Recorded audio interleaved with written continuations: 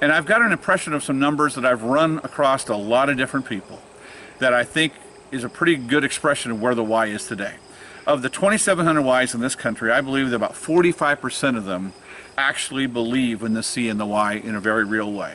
They most likely are doing something, greater extent or lesser extent, but they have no problem with the idea that the Y is a Christian-based founded operation and it should stay that way.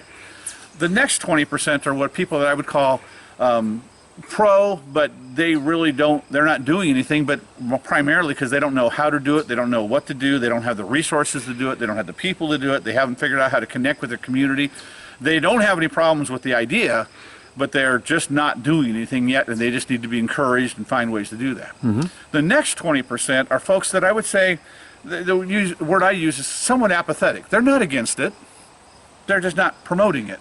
And so if something is going on in their association, they're okay with that, but they're not going to do anything to further that. They're not going to push it in any way.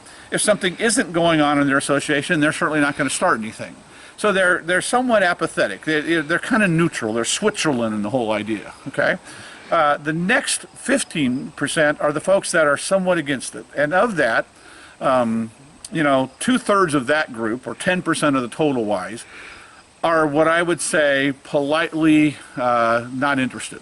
And so if I would contact them, they would look at me and say, Larry, you know, sounds like you're doing good work. That's not part of our strategic plan anytime in the next 10 years. We have no intention of doing that. We're not doing it now. We don't plan to. You know, I'm glad that maybe some other people are doing it, but that's not us. That's not who we are. And the last 5% are folks that honestly do not agree with the Christian emphasis of the Y. And despite its heritage and history, they believe the culture has changed enough and the Y has changed enough that it really doesn't have any place in the Y anymore. And they'll say that, and they will make sure it doesn't happen in their Y because they feel strongly enough about it.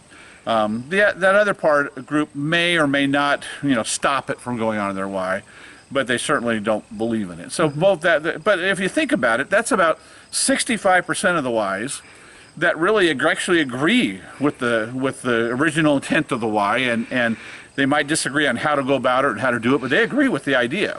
And another 20% that, you know, don't agree, don't necessarily disagree, they just they're not passionate about it one way or the other. And so at least 15% that are, you know, somewhat negative on the idea. But I've run those numbers across YUSA officials, I've run those numbers across CEOs, across people all across the country. It seems to play pretty well. It seems to be a pretty accurate description of where the Y is today.